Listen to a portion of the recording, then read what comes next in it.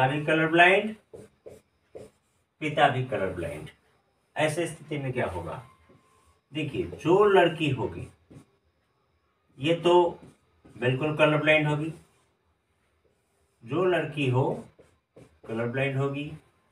Y आए चाहे जो एक्स आए, लड़का भी कलर ब्लाइंड होगा। टोटल का टोटल परिवार कलर ब्लाइंड। तो अगला है मेंडल्स लॉ के आधार पर हीमोफीलिया। हीमोफीलिया एक रोग है जिसे ब्लीडर रोग भी कहते हैं। ये यूरोप की महारानी विक्टोरिया खानदान में भी यह रोग था। वंशानुगत रोग होता है, माता पिता से बच्चों में ट्रांसफर होता है, लेकिन ये जिस जीन के कारण होता है वह जीन एक्स क्रोमोसोम पर स्थित होता है।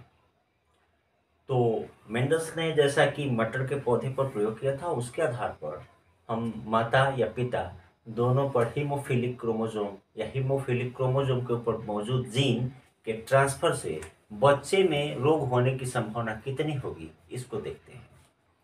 ब्रीडर रोग क्यों कहते हैं, क्योंकि एक बार कहीं कटे, चोट लगे तो लगातार ब्लड निकलता रहता है। अगर बाई द वे आप उंगली से दबाते हैं, दबाइए, जब तक दबाएंगे तब तक रुका रहेगा, फिर छोड़ के फिर से ब्लड निकलेगा।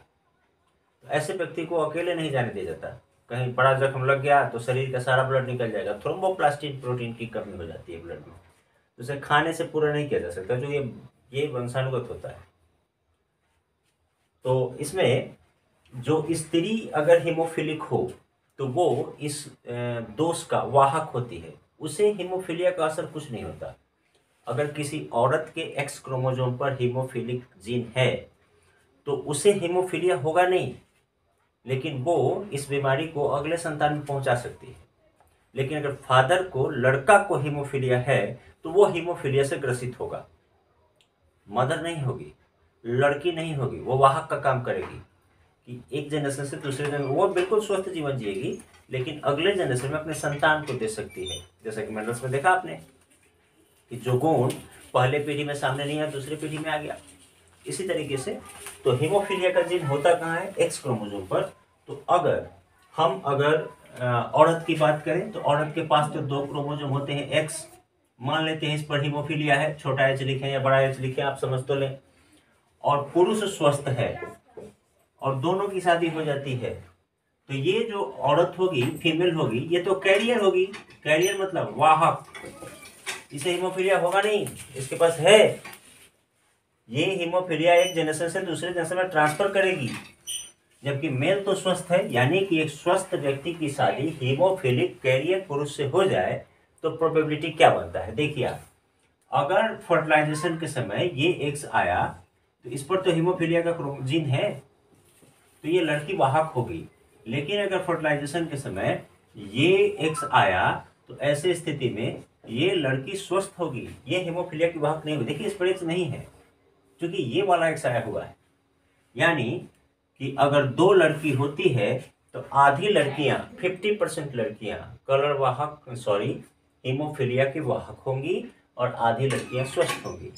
लड़के की बात करेंगे तो अगर वाई क्रोमोसोम आए और इधर से ये एक्स जाए तो ये देखिए आप, ये लड़का हीमोफिलिक होगा। और अगर ये एक्स जाता है इस वाई के साथ तो ये लड़का स्वस्थ होगा।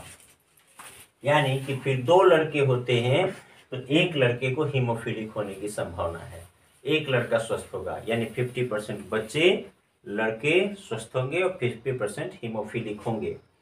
इसी तरीके से अगर दूसरा चांस देखा जाए तो आप अपने से भी ड्रॉ कर सकते हैं। आप इस डाटा को मैं नहीं हटा रहा। देखिए अगर स्त्री स्वस्थ है, देखिए इस पर हीमोफीलिया नहीं है, और पुरुष हीमोफिलिक है, देखिए एक्स पर होता है, एक्स पे है, तो ये हीमोफिलिक पुरुष है और ये स्वस्थ स्त्री है। अगर इसकी शादी हो जाए हीमोफिलिक पुरुष की स्वस्थ स्त्री से, तो बच्चे के होने की संभावना क्या होगी, सो देख लें आप। अगर ये एक्स आता है लड़की बनती है, और इधर से ये एक्स आता है तो ये लड़की वाहक होगी। अगर ये एक्स आता है तो भी लड़की देखिए वाहक होगी। लेकिन पिता क्या था, हीमोफिलिक था, मादा स्वस्थ थी, मादा हीमोफिलिक की वाहक भी नहीं थी। लेकिन वाई जाने पे लड़का होता है भाई। तो वाई अगर कहीं से जाएगा तो यहाँ एक्स पर तो है नहीं, तो सारे के सारे लड़के स्वस्थ होंगे और लड़कियां दोनों वाहक होंगी। पिता हीमोफिलिक था, लेकिन ये तो नहीं था। माता तो तय थी, लेकिन औरत नहीं थी, लेकिन उसकी दोनों बेटी वाहक हो गई। और पिता हीमोफिलिक था, लेकिन दोनों पुत्र उसके स्वस्थ हैं, वो हीमोफिलिक नहीं है। ठीक है, नोट कर ले इसको। ये अगला देखते हैं, एक रोग होता है कलर ब्लाइंडनेस, वर्णांधता। उसमें लाल और हरा रंग पहचानने का क्षमता आदमी को कम होता है, क्योंकि आंख में दो तरह की कोशिकाएं होती है, रॉड और कोन्स की। वो कोशिकाएं डेवलप नहीं होती। ये भी वंशानुगत रोग है। रॉड और कोन्स की कोशिका होती है आंख में, रेटिना में, जो कलर को पहचानने में मदद करती है, लेकिन ये डेवलप नहीं होती और वंशानुगत है। तो ऐसे स्थिति में व्यक्ति लाल और हरा नहीं पहचानता। रेलवे का अगर आप गेटमैन हो, खलासी हो, गुड्स गार्ड्स हो, टीसी हो, टीटी हो, किसी भी तरह के एएसएम हो, अगर उसके जॉब का अप्लाई करते हैं, आप एंट्रेंस निकालते हैं, तो कलर ब्लाइंडनेस की जांच होती है आँख का। अगर आप कलर ब्लाइंड हैं तो आप एलिजिबल नहीं, क्योंकि उसमें लाल और हरे दोनों रंगों को पहचान के ट्रेन को चलाना भी होता है और रोकना भी होता है। इसी दो सिग्नल पे काम करते हैं, ड्राइवर में तो और नहीं, गुड्स गार्ड में और नहीं। तो कलर ब्लाइंडनेस की जांच होती है। कलर ब्लाइंडनेस हालांकि होते कम लोगों को है, लेकिन जिनको है वो तो परेशान है। हालांकि वो स्वस्थ जीवन जीता है, लेकिन कलर पहचानने में धोखा खा जाता है।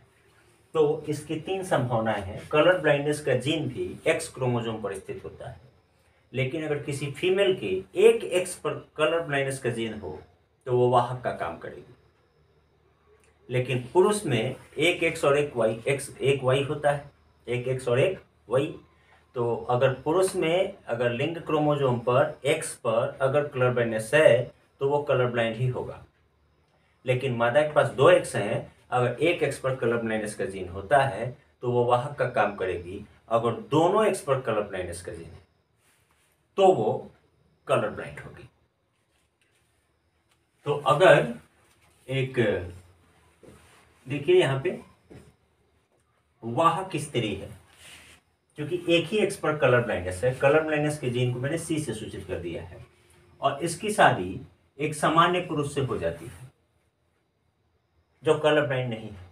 तो ऐसी स्थिति में संतान पर क्या असर पड़ेगा? देखिए, अगर ये एक्स आता है तो देखिए ये लड़की कलर ब्लाइंड की वाहक होगी। अगर ये एक्स आता है तो ये लड़की स्वस्थ होगी।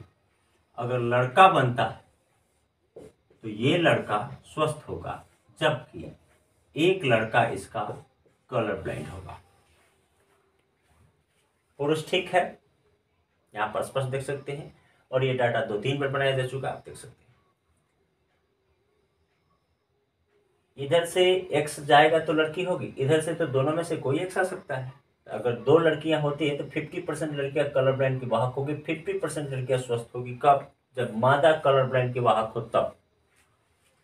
पुरुष कलर ब्लाइंड नहीं था, लेकिन उसका एक पुत्र कलर ब्लाइंड होगा और दूसरा स्वस्थ होगा। 50% बच्चे कलर ब्लाइंड होंगे, 50% बच्चे स्वस्थ होंगे। ठीक है, तो इसको नोट कर लें। दूसरा कि अगर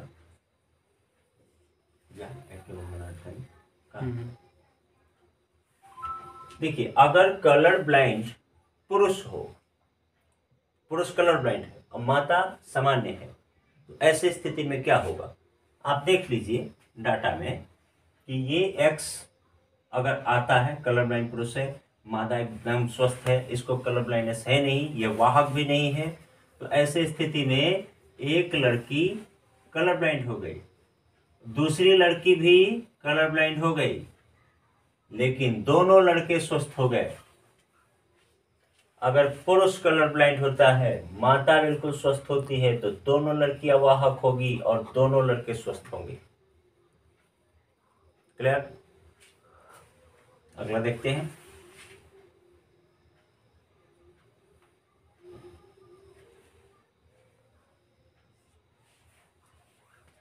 अगर पुरुष कलर ब्लाइंड हो और मादा वाहक हो, पुरुष कलर ब्लाइंड है और मादा वाहक है, तो क्या होगा देख लीजिए। एक लड़की बिल्कुल कलर ब्लाइंड हो गई, दोनों एक्स आया। एक लड़की वाहक हो गई, एक लड़का कलर ब्लाइंड हो गया और एक लड़का स्वस्थ हो गया। फिर से ध्यान दें, इधर मादा कैरियर है, वाहक है, पुरुष कलर ब्लाइंड है। तो पुरुष का अगर ये एक्स आएगा, इधर से ये एक्स आ गया, तब तो ये स्वस्थ कलर ब्लाइंड की वाहक होगी। पुरुष के पास तो यही एक्स है जिस पर कलर ब्लाइंडनेस का जीन है। अगर ये यहां आता है और ये यहां आता है तो ये स्त्री कलर ब्लाइंड होगी। लड़का होगा तो उसकी संभावना व्यक्त की जाए तो इधर से तो वाई ही आएगा। इधर से अगर एक एक्स गया तो ये कलर ब्लाइंड होगा और ये एक्स गया तो लड़का एक स्वस्थ होगा। क्लियर? यानी कि एक कलर ब्लाइंड वाहक स्त्री की शादी कलर ब्लाइंड पुरुष से हो जाए तो एक लड़की 50% लड़कियां वाहक होगी, 50% लड़कियां कलर ब्लाइंड होगी, 50% लड़के कलर ब्लाइंड होंगे, 50% लड़के स्वस्थ होंगे। क्लियर? माता भी कलर ब्लाइंड और पिता भी कलर ब्लाइंड। माता भी कलर ब्लाइंड, पिता भी कलर ब्लाइंड। ऐसे स्थिति में क्या होगा? देखिए, जो लड़की होगी ये तो बिल्कुल कलर ब्लाइंड होगी, जो लड़की हो कलर ब्लाइंड होगी। वाई आए चाहे जो एक्स आए, लड़का भी कलर ब्लाइंड होगा। टोटल का टोटल परिवार कलर ब्लाइंड। क्लियर? फिर मिलते हैं अगले क्लास में।